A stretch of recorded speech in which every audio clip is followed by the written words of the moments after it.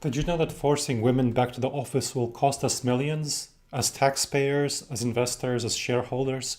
That's because in-person work exposes women to bias more than remote work. According to new research from the University of Toronto's Rotman School of Management, discrimination is nearly twice as high in the office compared to remotely. 31% of women face bias in the office versus 17% face it remotely. Young women under 30 are especially vulnerable to workplace mistreatment. So office return policies, which we're seeing from large companies like Amazon or the federal government, ignore how physical settings fuel inequity. Companies are risking pushing women out by forcing in-person work, and they're risking lawsuits. Male-dominated workplaces are especially problematic.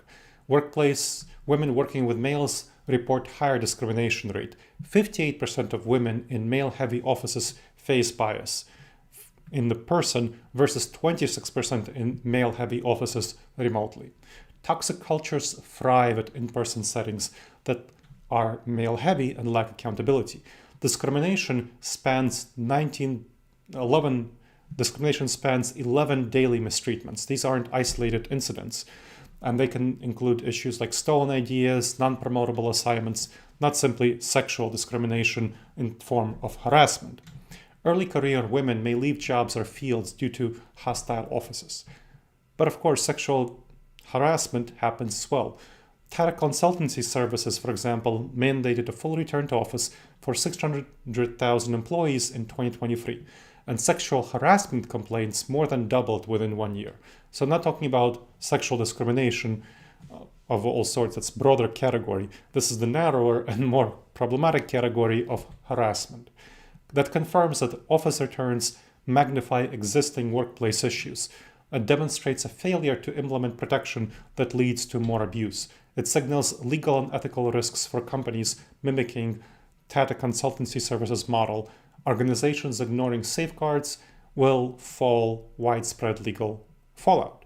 For example, the EEOC secured $700 million in settlements for discrimination in 2024.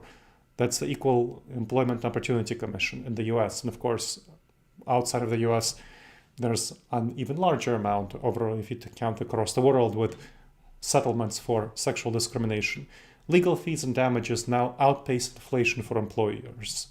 Workplace bias drives up turnover and operational costs, and it raises recruitment and training expenses, and of course, legal expenses, lawsuits, attrition, bad PR.